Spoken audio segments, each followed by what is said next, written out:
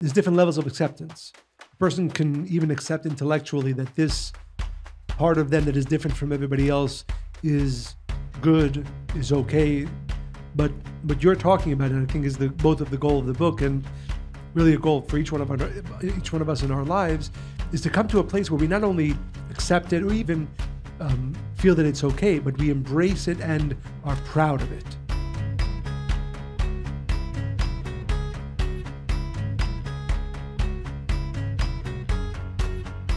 Welcome to the Spiritually Hungry Podcast. Woo! Live edition. From Miami. Very excited to be here. We are going to start with some stories because Michael begs and pleads for stories.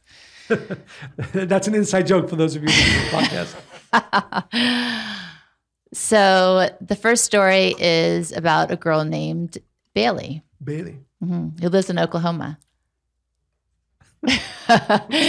She lives with her parents and her two sisters, and she loves to feel the wind on her back and in her face and all around her when she jumps on her trampoline. She loves getting her nails done with her mom. She loves playing baseball with her father, and she's a happy girl. What she doesn't love is school because it's very hard for her to read and to write. And although what she has in common with her sisters is sneaking downstairs for midnight snacks. By the way, our kids never did that. I think they were too scared. No. Right, Abigail? Right, David? By the way, this is a true story. We'll find out. Why? You always do that. Let me tell the story, and then I will tell you the punchline. Okay. Will I know at the end of the story if it's live, if it's real? So, her sisters love school. And so she'd compare herself, why isn't she like them? She really struggled with reading, and she got the diagnosis of dyslexia, and it didn't make her actually feel any better about her difference. She just had a name for it now. There's a really great child. He's 8. His name is Jake. And he loves to play with his friends. He loves to race. Sometimes he's the fastest runner on the playground. He loves pizza and hamburgers and ice cream. He doesn't love celery that much or green beans. Yuck. But he gets on with all of his friends. What his friends don't know is that he has a secret. And the secret is that he can only see out of one of his eyes. And more than that, not only can he just see out of one eye is just completely missing and replaced with a glass eye. So he's worried that if his friends find out, they will say, do, act in ways that make him feel hurt or uncomfortable or rejected. So he lives with the secret.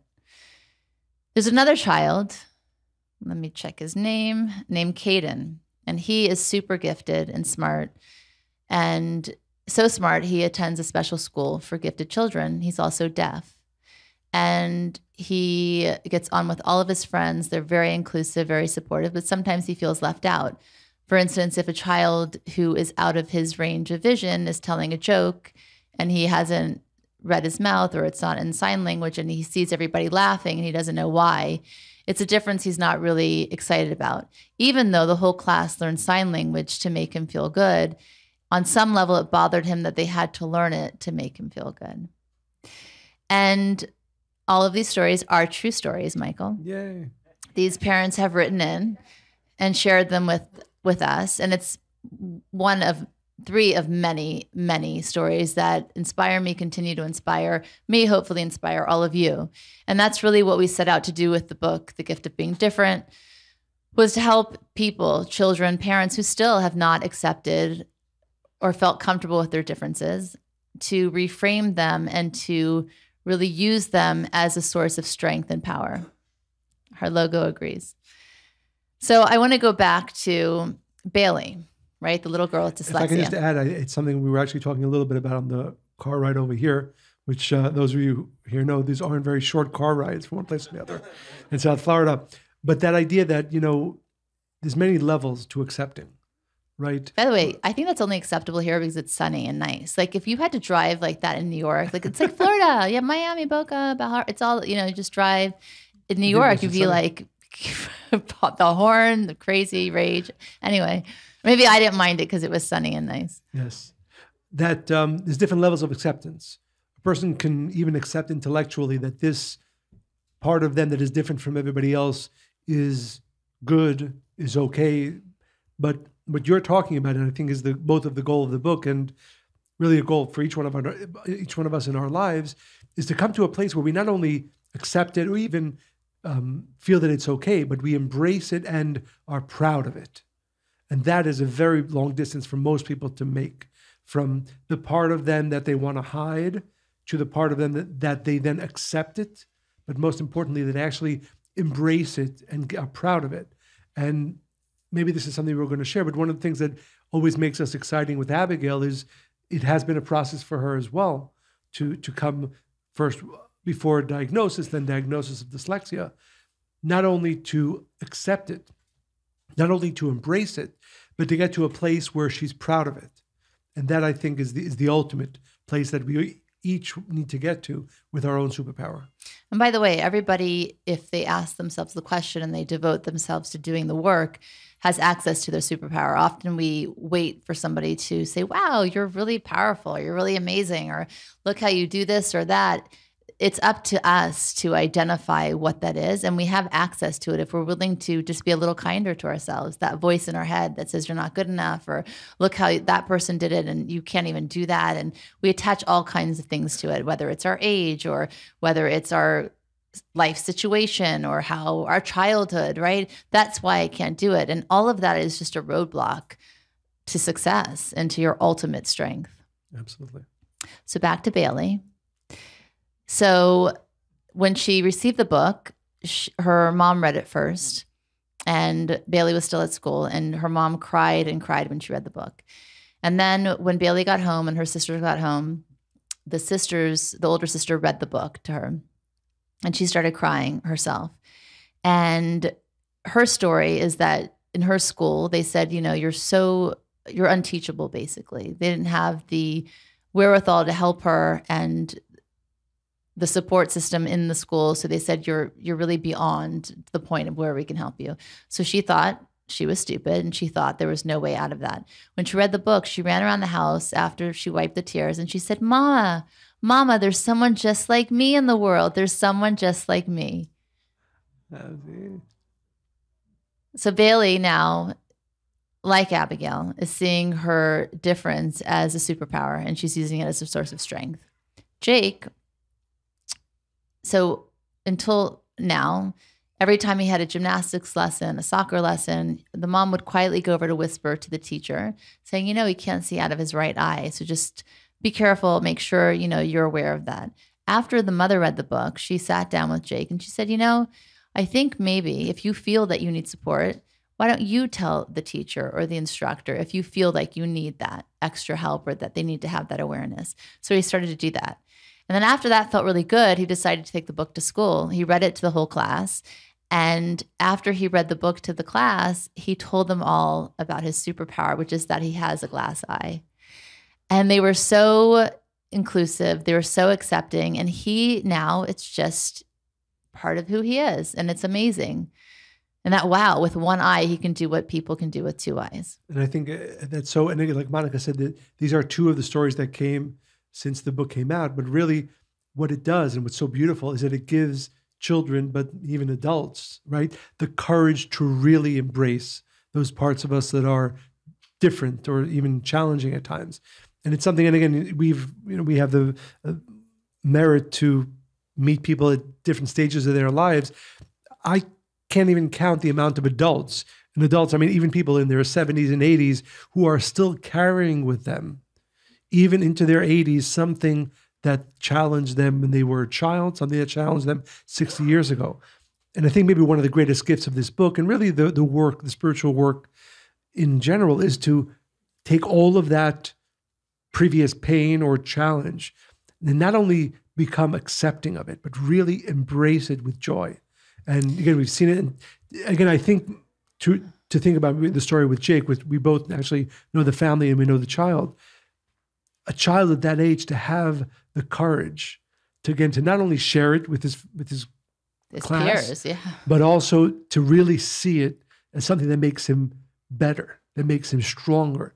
It's really beautiful to see. I think that people make the mistake in life that they're going to grow out of their situation or their feelings like, oh, when you turn 40, then, you're not going to accept things you used to accept. And that's some level of it. But if you want to really take it off the charts next level, you need to say, okay, this is who I am. And the parts that you said were not okay about me, or that other person gave me a look when people have actually said to me that, why did you have the audacity to have an opinion when nobody else had one? I've had people tell me that. And I'm like, well, you're miserable and I'm not. And imagine if you had actually had your own opinion, you'd be so happy today, right?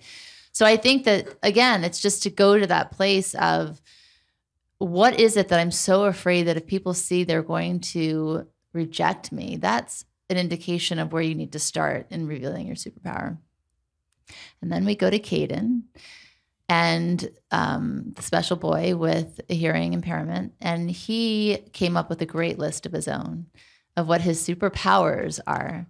And that is that, well, we can't communicate underwater. He can sign. He can also sign with his puppy, Ricky, which is awesome. He can sleep without any interruptions. that's pretty awesome. Doesn't get annoyed by the cell phone. Pretty cool also. That's very cool. I'd like to see that list. Isn't that right? That's amazing. Pretty amazing. And I think when we think about superpowers, right, I'm sure maybe now at this point, some of you are thinking like, well, what's my superpower? And I shared a little earlier, I get that question all the time. What's your superpower? And mine doesn't sound like quite as obvious. Perfectionism, empathy, and I can unpack those, but maybe I should, because that sounds really lame if I don't. I shared a little earlier, perfectionism sounds really great. Like, wow, you're perfect. Who doesn't want to be perfect? It's impossible. It's a really a dead end, and it's a great straight path to misery because you're never going to achieve what you're trying to achieve. And it was really almost the end of me, because I like to do everything fully and completely and wholly. So having something like an eating disorder and being a perfectionist is a really bad thing if you're trying to meet that goal. But if you transform it to a superpower, then you can say, okay, while perfect is ridiculous, I'm going to live a messy life, but I'm going to put that discipline of taking it as far as I can, right? There's still a part of that energy. If you translate it and change it to positive, it's very powerful. In terms of empathy, growing up, I felt very judged and very misunderstood. And I didn't feel like anybody really understood what I was going through. And I could have chosen to be a victim about it, or I could choose to change that and say, okay, I don't need approval. I don't need to be recognized. I only need to hear myself, right? But then I wanted to offer that to other people. So superpower. But when we think about superpowers, we often go to, Superman. He can leap tall buildings in a single leap. He can jump, right? Spider-Man can throw webs from his fingers. But you remember in the movie, right? At first it was very messy. He's like hitting himself in the head. He's falling on his head too. And then he mastered that. Or if you think about Luke Skywalker, he's a Jedi master who can really wield a lightsaber without, like it's nobody's business. But superpowers really are the places that we won't look, the places that we're uncomfortable with. It's where we are most unique and most different. So I want you to take a moment and just think about, what is your superpower? How are you different, and how do you feel about being different? And if you had pen and paper, I would have you write that down. I do not want you to take your phones out, because you'll be so distracted that I won't get you back here. But just think about that for a moment, because that's how change really occurs. Right, and not necessarily one thing, but like you said, I think it has to be something that initially you might have perceived as the worst thing or a challenge. So, and then I would love volunteers, by the way. Sorry. Yeah. For our listeners, and also everybody here with us in Miami, to really think about it, because before we give them that moment to think, one of the most important Kabbalistic teachings is that each one of us is unique. And that uniqueness comes with a responsibility that the world has waited for millions of years for me, for you to come into this world. And the reason it was so important that I come into this world, or that each one of us comes into this world, is not to do what others do, not to do even better what others do, but to reveal that unique light that has never been before and can never be after me. And if you look at your life in that way, right, because it's so easy for us to get lost in the stream of everybody else. Oh, everybody else is doing this. I'm going to do this better. I'm going to find a way to do this even better. That's, by the way, okay to do in many areas of our lives. But when it comes to the core of who we are and the core of the reason for which we came into this world, we must discover what is unique about me and endeavor to reveal that, because that's the only reason I'm here. But that's the thing, right? The thing that's most powerful about each of us is going to be the most concealed, because that's the work we've come to do. Like if you look at a diamond, right? It doesn't come out shining and beautiful and something you want to wear or look at. It comes really concealed, ugly, covered, and you have to go through great force and pressure to transform into something else. And that's really a great metaphor for what we're supposed to do. Because as you're saying, the thing that is most unique, most great, our brightest light that exists within each person has to be covered, and it's our life's work to reveal that. Right. So I know we're going to share a little bit about how to discover that and reveal it, but I do want to underscore this point, because I think we might have heard this before, we might have heard it tonight for the first time, or our listeners hear it for the first time, but it's a difference, huge difference, between knowing that or hearing that and truly embracing that. The fact that what I have to bring into this world is something that can never be brought by anybody else of the billions of souls that have lived or that will ever live.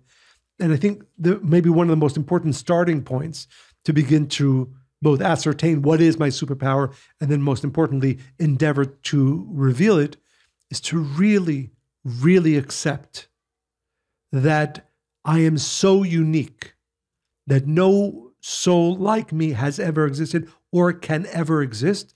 And that I must make sure that whatever that uniqueness is about me, and we call it our superpower, and we understand that it comes from those parts of us that are, as you said, concealed, challenging, that has to be our life's work amongst everything else important that we do. That's why I love stories. Like I'm thinking about Harry Potter or any kind of, you're always going to have the opposition. You have to go to the places that scare you, right? It's like, go to that dark place, open the dark door where there are dragons and there's a hole in the ground and whatever. And then when you do that, then the light's revealed. Suddenly you understand. It's the same thing with our process in life. We have to go to the places that scare us. We have to be willing to see the parts of ourselves that we really feel uncomfortable about, insecure about, have self-doubt about, and say, okay, well, that is the light, right? That is the way, that's the path, that's showing me which way to turn.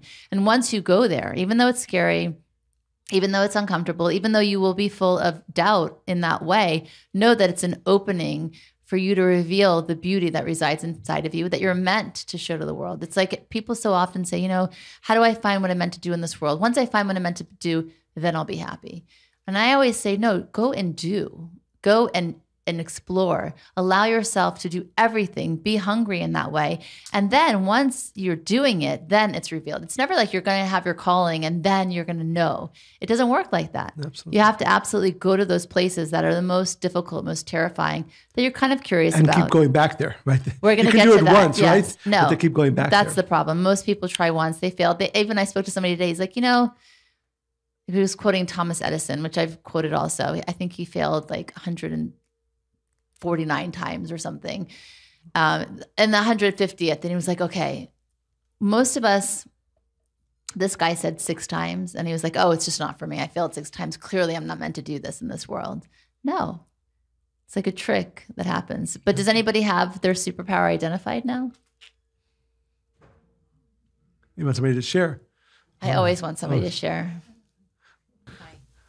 I'm also dyslexic, and the way I compensated as a child was I became very visual and very creative as a result. And I think of ways to do things that most people don't initially see. So I think outside of the box. Beautiful. I'm creative. Absolutely. Beautiful. Thank you. Thank you. Okay, well, people want to share more, they'll just step in. I think where we were going with that process is something called tikkun. And I know that those who are familiar with Kabbalah understand what tikkun is, but maybe not in the sense of a superpower. But we'll just start with this, that in life, right, if you're in a relationship and you want to exit the relationship because it's that person's fault, they're not happy, then you start the next relationship, and what do you know? You're in the relationship with a different person, but same story. Or you have a job and you don't like being micromanaged and you feel like you can't explore, and then you go to a different job and there you find the same story again. And so tikkun we understand to be something we definitely need. It's super uncomfortable, and it's a story that follows us throughout our lives until we demand something else and we create something else from that. And it leads straight into superpowers, because that's basically what a superpower is. Absolutely. And it goes back to what we were saying before about it being that part of us that we initially see as a challenge or even as a negative. There's a very important teaching that says that in our lives, we know there's two forces in the world and in each one of us, one that is pushing us to grow and to reveal ourselves or light to the world, another one that's trying to hinder us, that is trying to stop us from revealing our light. And the Kabbalists teach that that negative force will allow us to do everything, even important things, even positive things. There's only one thing that it will fight with all of its might against, and that is to reveal what is unique to me. So sometimes, even those of us, most of us are good people. We're trying to do good things, and we will gravitate towards the easier positive things to do, the easier things to accomplish, and just shy away just one thing. And I can look at my life. I've done a million things. There's just one thing I just don't want to touch, or one area of myself that I don't want to enter. It's the most important, necessary. Not only is it not the most important, is that it's the only point. It's the only reason you came. Yeah, and the reason it's be so confusing is a person can look at their life and say, look at all this, I'm doing so much, I've accomplished this and I've accomplished that. That's not the question of the soul. The question of the soul is that unique thing that must be a challenge for you. Have you attacked that? And that is going to be the most challenging. That is going to be the most difficult, but it's going to be the only purpose for which we came into this world. And the Kabbalists often refer to that process that the soul goes through when it leaves this world, and questions that are asked. And it's important to remind ourselves, sometimes, there's that concept of memento mori where sometimes it is inspiring to think about leaving this physical world. And again, the Zohar and the Kabbalists speak about the questions that our soul will be asked, which are really questions that we're going to be asking ourselves. And the first question is not how many good things have you done, not how much have you accomplished. One question. That part of you, that we call it Kabbalistically tikkun, or very simply put, that part of me that was the most challenging. I had a conversation tonight with one of our friends, and he was sharing that anger was a big part of his tikkun. And it's so inspiring through coming to study Kabbalah. He's working on that part of himself to know that, again, each one of us has at least one, if not more than one, tremendously difficult aspects within ourselves. But let's not fool ourselves by thinking, I'm a good person, I'm even a spiritual person, I do so many good things. That's great. That's not the point. The point for which I am in this world is that part of me that is the most scary, that is the most difficult, and to transform that. And the revelation of light for myself, and therefore blessings that come from that for myself and for the world, is immeasurably greater than all the other important and positive things that I do. Again, always remember, that negative force that resides within each one of us will allow us to do many, many, many positive things. But it will fight with all of its might to just say, just don't touch that or ignore that. It's too dark, it's too difficult, it's too challenging. No, that's why I'm in this world. That's why each one of us is in this world. And really, the world is waiting. The world has been waiting for who knows how many billions of years for me to reveal that unique thing. Why do I want to waste my life being good? Why do I want to waste my life doing all these other things? Let me focus on that, what we call tikkun, or that part of me that needs to be transformed with, I think we'll talk about it a little bit more, difficult work going back to that darkness, going back to that challenge. It's so interesting because I think that if anybody looks at their lives, right? I mean, even people who come and study Kabbalah or find a spiritual practice, it's for that one area of tikkun that's really bothering them that they need help with. And then we kind of negotiate with ourselves, right? All these other areas of my life are working. I'm successful here. I'm successful there. I'm like this one area. So it has to be that person or that thing. Yeah. And maybe I should just stop doing it or I should avoid it. But in fact, if you go all the way with it, if you really delve deep and you're like, okay, I'm gonna work this out no matter what in this lifetime, what happens is you become the person you've always been looking for. You become the person you were meant to be. And it's not ever outside of you. That change, that superpower, that thing that you want resides within. And the only way to find it, the only way is to go to the place of your tikkun, to go to that hardest part, the biggest challenge, the most pain that you have felt throughout your life or the biggest part of your life. Everybody has it. Everybody has that story. You can blame your mother-in-law. You can blame your third grade teacher. You can blame your childhood or where you were born, whatever it is. But when you go to that place, the place that is, if I just could remove this one thing from my life, then everything would be great.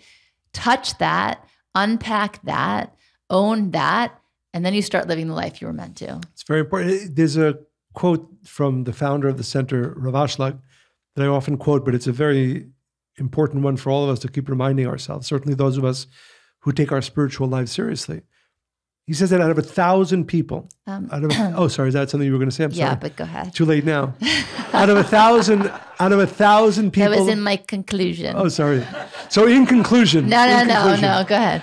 Out of 1,000 people who begin the spiritual path, only 1 in 1,000 completes it. What that means is that the other 999, many of them will continue to see themselves as spiritual. Many of them will continue to do positive things. Just that one thing. And I was thinking as you were talking, we know many people, and we often have these conversations. Even somebody who's been studying on this path for 20 years, and if they did an honest self-assessment, or a relatively honest, I would say, they would have a list of all the great things that they're doing, all the great things that they've done. They just will not go to that one place. And like Monica said, and I think this is so important to understand, so often people come to us and they say, I have this blockage in my life. I don't know why.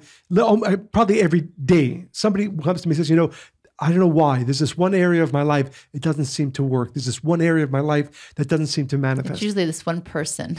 Well, yes, it can come in the form of a person. And if we understand that the solution to all of our problems, to all those areas in our lives that have a lack, is not anywhere out there. It's within me, and specifically, I need to focus on that one part of me, my greatest challenge, my greatest darkness, my greatest difficulty, and work on it. That will open up all the gates. So a big part of what we're talking about requires perseverance. And I think very often, again, maybe tonight you're like, okay, this is my superpower. And now I've identified it, and so I'm changed. Change requires a re-choosing over and over again until it becomes your nature. It becomes part of who you are. It's not something that happens overnight. And even with Abigail in this process, she made the switch very quickly. In fact, after we had the conversation about what her diagnosis was, the next maybe 2 days later, she went around to everybody she knew and she's like, guess what? I have a superpower. It's dyslexia. What's yours? All in one breath. But it's still a re-choosing, right? Because there'll be some days that some things are challenging for her. But Abigail, can I invite you up for a second?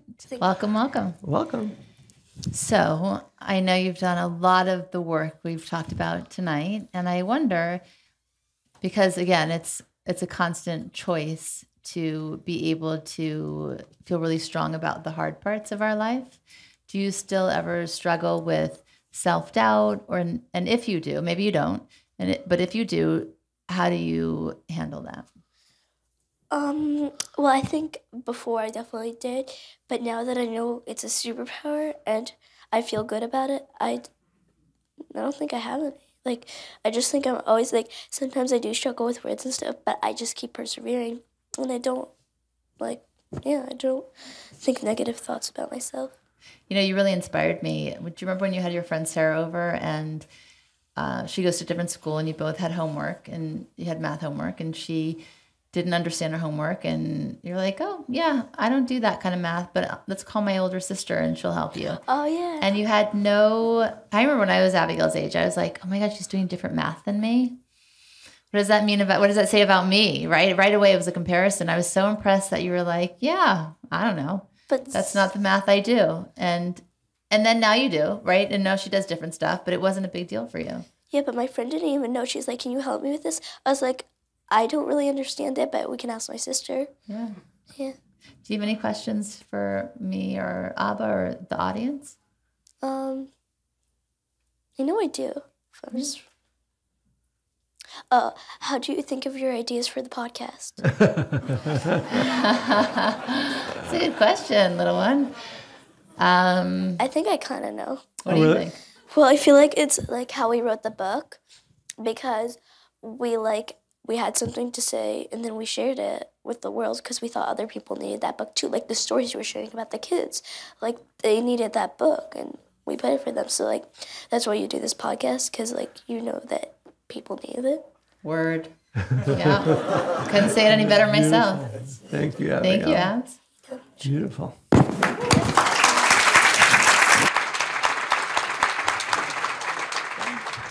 Nana. So,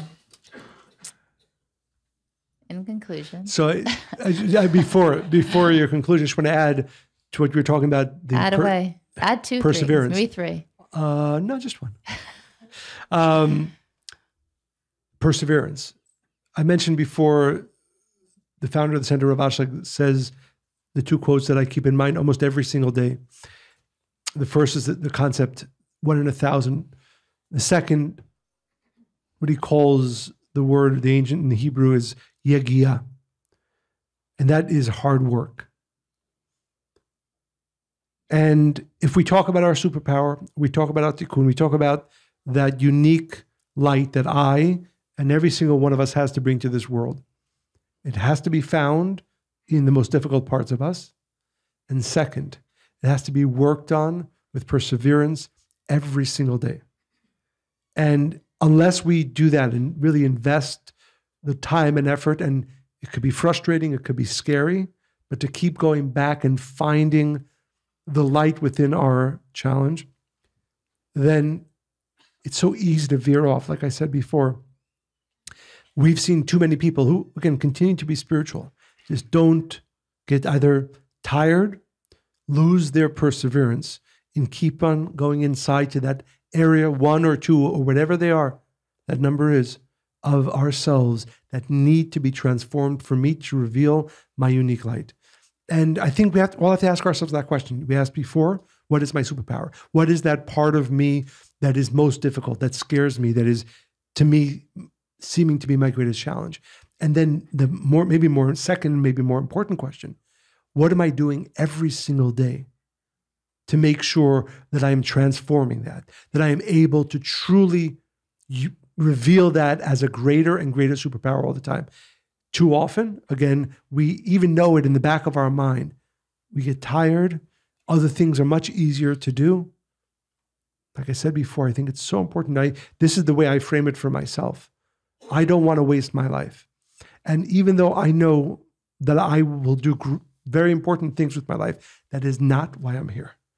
I need to keep going back to find that part of me that needs to be transformed, that part of me that can continue to be my superpower and persevere again and again until it is completely transformed. Well, the Kotzker Rebbe said that people, I think it's a parable, people come down on a ladder. One of my favorite stories, yes. Sure. And then... Nobody gets your humor here yet. They get my humor. They misunderstand you through my humor, but they get my humor. So they come down on a ladder, and then when they're born, they fall off the ladder. And our job and our responsibility in this world is to keep jumping up to try to reach the ladder.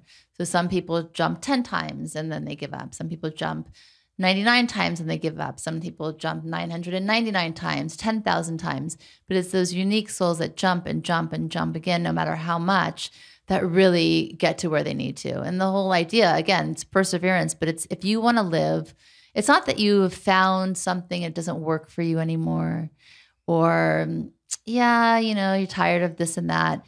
It's how many times are you willing to jump to get to the place that you were always meant to get to? And there's no shortcuts for that. It's re-choosing every single day. And there's a quote by Orison Swett Marden. He says, success is not measured by what you accomplish, but by the opposition you have encountered and the courage with which you have maintained the struggle against overwhelming odds. Exactly. And if I can also just leave everybody here and all of our listeners with this idea that every single one of us, and this is maybe the most basic teachings of Kabbalah, are meant to experience life with endless blessings in all areas. And again, I shared this maybe a few weeks ago, that there's a story about, this goes back a few thousand years, to King Solomon. And he needed to get the assistance, this is the story as is told, of the king of all the negative spirits. His name was Ashmedai. And he's captured and brought to King Solomon. But on the path, the King Solomon's soldiers, general who's bringing him, they experience certain things. And they walk by this guy who's a magician, a sorcerer. And he's telling everybody, I can see into the future. If you want to know your future, come to me. I can create magic. And as Ashmedai walks past him, he starts laughing. Anyway, they keep walking. And once they come to King Solomon, the general goes back to Ashmedai, this master of all the spirits. And he says to him, when we walked by, he asked him many questions. One of them was, they walked by a cobbler who had a man in his store. And the man said to the cobbler, he said, these shoes that you make for me, I want them to last at least 7 years. And you laughed. He says, why did you laugh? He says, that poor man is not even going to live another 7 days. And he's busy preparing shoes for 7 years. And then he says, we walked by that sorcerer who was telling everybody he can see into the future. And you started laughing. He says, why did you laugh? He says, that guy was sitting, his home was on top of a great treasure that the king had lost there. So if he can see so well, he doesn't even see what's under his feet. He's going to tell the future for everybody else. And that is the understanding of our gift, our superpower, our tikkun, as we call it. We do not need to go anywhere outside of ourselves to be able to open up those gates of endless blessings that we are meant to experience. It's all in here. But it's specifically as we find and transform and persevere and embrace that part of us that is most challenging, that opens up all the gates. That opens up all the blessings. One of the things that really stood out to me about the book, and I've worked with children, particularly children that are different, and teens and young adults for half of my life, was that it's such a beautiful book. It's so visually appealing for children, but the language is sophisticated enough for parents and teachers and adults to really get interested and relate to it, which I think is amazing because these are the people that really can make a change or help their children make a change. I guess my question for you guys as parents is, how did helping her navigate through that helped you work through your own tikkuns, if in any way? I'm going to speak for myself. I think for me, it was when we had our second son, Josh, who has Down syndrome. That really, really helped me work through my tikkun in a huge way, which I think is part of the reason I was able to help Abigail in the way that I could. I think often parents have a hard time helping their children. And even if you take a different relationship, it doesn't have to be parent to child, but we have a hard time helping other people through their process when we haven't worked through our own. So when Josh was born, it brought up a lot of stuff for me in every area. My uncle was schizophrenic, is schizophrenic, and it was a very terrifying revelation for me when that happened. I was 7, and it was like I saw it in front of my eyes. So when Josh was born, because we didn't know until after his diagnosis, I thought, why does it have to be his mind of all things? And it took me straight back to that first fear I ever had. And there are many stories I could take you down through that with me. So when my first son, when I was pregnant with David, when I had the 5-month ultrasound, he had a little water on his kidney, and they said it could be 3 things. One, when he's a month old, we'll do a little operation, it's fine. Or when he's born and you push him out, the water will pop, it will remove, or there's a 1% chance he has Down syndrome. So right away, and I was 24. So that first of like, oh my God, could this be, right? And then I think that the Creator knew I couldn't have handled it at that age, and not with my firstborn. But it was a preparation, to be honest. And then when I was pregnant with Josh, we were in Central Park one day. We weren't even living in New York yet. And we were walking, and I had a weird feeling throughout the pregnancy that something was different. And nobody wants to hear a pregnant woman say something's wrong. And I did. I had those conversations with friends, and they would be like, "Oh, do you want a glass of water?" They would just, nobody could handle that conversation. That's what they always say, a glass of wine cures all pregnancy Water. problems. She said water. I was like, I'm not thirsty. I was pregnant. That would make her a horrible friend. I thought I heard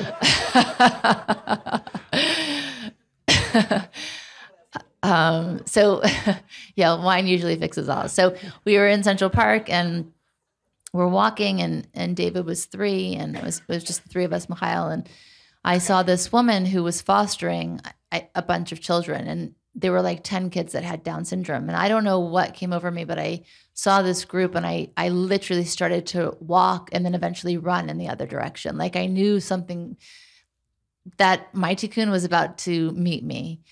And I couldn't even explain to Mikhail. I'm like, I didn't, it wasn't even a thought. I just started running in the other way. And then Josh was born a few months later. So I think that I was able, he was such a gift. He taught me so much about myself, about compassion, about empathy, about not being a perfectionist, about embracing differences, about treating everybody the same because we're all different. So everybody should have the same chance to do whatever they decide to do with their lives, no matter how they come into it. And because of that, I was able to be like, when Abby, I was like, oh, this is amazing. But everybody has that moment, right? It's not unique to me, and nobody wants the story I just told you, right? But everybody has a story. If we can just be honest with ourselves, that I was not okay with it at first. I was terrified. I thought it would change everything, and not a great way. And then I was like, no, you're not that person that thinks in that way. So what do you want to think? What do you want to believe? What do you want to create from this? That changed everything. Beautiful. And if I can add, we've spoken this evening about the importance of both discovering and addressing that part of us. And I think what your story really illustrates is that the reality is, good news, bad news, you can't outrun your tikkun. I tried. You can try. You can try. I'm actually a runner. I tried really hard. You're a fast runner. You're a long distance runner. But you can outrun it, for 5 years, 10 years, 20 years, 50 years. At the end, it catches up with you. And if you haven't spent your life addressing it, it might be overwhelming when you finally have no other choice but to face it. And that, if we're looking for an impetus, one more reason why it's so important for every single one of us, every single day, to address our tikkun, or to address that part of us that needs to be transformed into our superpower, it is that it'll keep coming back. It'll keep coming back. And if you don't do the work throughout your life to transform it and make it your superpower, there might be a point where it's just overwhelming. And unfortunately, I've seen people reach that point as well. Thank you for the podcast. Thank you for bringing this knowledge to everyone in the world. Now everything is in social media, Twitter, Instagram. And this is going to be in 2-in-1 question. I'm going to pull a Michael, 2 things. One thing I was reading about this portion, so the week, and it's one question. How do we make sure where our consciousness is? And the second part is, what should be our consciousness when we are posting anything on social media?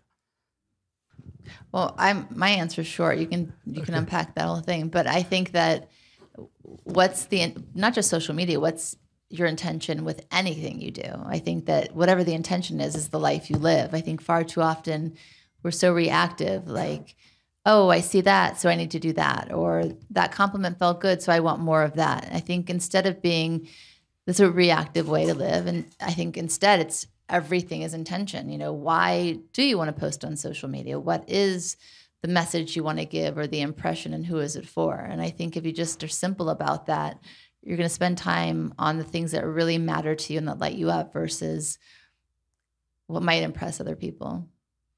Right. I was going to say, you know, before I share my answer, you know, one of the things that, you know, you mentioned social media.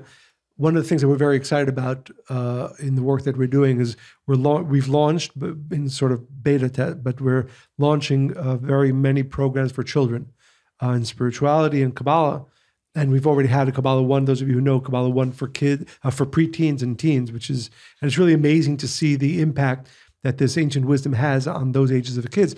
I think most of us know that certainly, I would say all of us, but kids specifically, the level, and I believe a tremendous studies on this, as an effect of social media, the psychological negative effects are great. The levels of suicidal thoughts, the levels of depression and anxiety are greater today than they'd ever been. Not certainly just thoughts, suicide. Right. Full stop. Amongst children. So that's one of the reasons why we are so desperately launching these new programs. But as to Monica's point into your question, I would say two things. Like Monica said, and it's not just about posting on social media, it's about everything that we do, every conversation we have, everything we share with a friend, everything we share with anybody. And the thought has to be, why am I doing this? And again, none of us are meant to be perfect, but unfortunately, often it's, I need or want people to think of me in a certain way. I need to have this person, that person, or the people who I'll never meet on social media think of me in a certain way. That is certainly not the intention which we can expect any positive effect to come from. So the first thought has to be, why? Why? Why am I posting? Why am I having this conversation? Why am I sharing this piece of information with other people? And if we're honest with ourselves, often it's because I want them to like me more. I want them to see me in this way. Nothing positive eventually ever comes from making decisions based on that. So first, why am I doing this? Why am I posting? Why am I having this conversation? Why are we recording this podcast? I want to do something positive. That has to be at least the basic driving force behind anything and everything that we do. Certainly as it relates to posting on social media, but again, it's about everything in our lives, every conversation we have, every interaction that we have. If that's the answer to the first question, why am I doing it? Because I want something positive to come of this. Something, as we say, some light to be revealed from it. The second part, which is almost as important, is to say, well, then I don't even care how it's received. So if I have a conversation with somebody and I'm trying to do something good, I'm trying to share a little bit of my light, and they have a negative reaction to it, or they don't receive it as I would want them to receive it, I don't care. Because I know what my intention was, and it was not self-aggrandizement, but it was to try to reveal some light. And if you live in that way, then the second part should be, I don't even care how it's received. As long as my intention, as long as the purpose for which I am putting this out into this world is positive, I detach myself from how it's received. And I am sure that so much of the world's pain is experienced because of a missing either the first or the second, either being driven by how people will perceive me. And that's why I can't tell you how many times I've spoken to very successful people. And I've said, what was your driver? And the answers astonished me. It was either, people to see me in a certain way or worse. Or worse. It was not often enough driven by that desire to reveal their goodness, their light.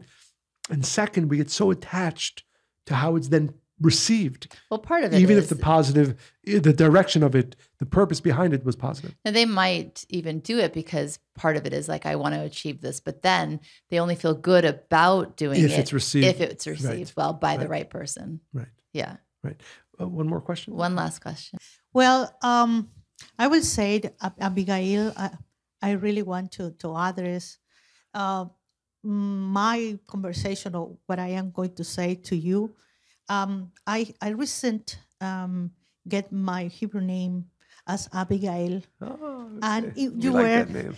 piece of my inspiration. And after I get the book and I read it, and I am dyslexic too. Oh, wow. And then, but I learned something. And as you say at the beginning, sometimes it's for kids, but the growing up people will learn things about it. I learned many things from it. Yes. Yes. I thought it was only for numbers because I changed numbers, and it was why I get it, because I passed all my life, I didn't know about it. But somebody in the university told me that, and I was, oh my God, it's why I get all this problem with numbers. But then reading your book is reading too. And then I said, oh, I never knew that it was because you need to read and you have difficult reading too. And then I learned another language, as you can hear. This is not my first language. I learned another language that is pretty difficult because English is difficult for me. And then when I read, I have to put more effort. And then now I understand my superpower. And really, thank you, Abigail. Thank you so much for giving us this opportunity. Thank you. I just want to say that I feel the best superpower we all have is helping others define their superpower. And that's the thing I think I've gotten at Kabbalah, is that by sharing that you can make your life better by digging deep and find out where those dark areas, and helping somebody define those dark areas is, for me, what this is all about. Absolutely. Thank you. And I will just add that, what we shared this a little bit about this before, is that, sometimes, and this is true for all of us, if you're finding that challenge of both over transforming your superpower, going outside of yourself, helping others in their process, certainly will enable you, make it much easier for you to both discover and transform your superpower. Beautiful. So as I always say, I hope you enjoyed listening to all of our friends here in the room, all of our friends who will listen to this online, enjoyed this podcast as much as we enjoyed recording it. And again, thank you to all of our friends here. We really appreciate all of your support for coming out to be with us this evening. And we hope we've shared some inspiration and light, and in some way we all transform a little bit from this evening. So thank you. Stay spiritually hungry.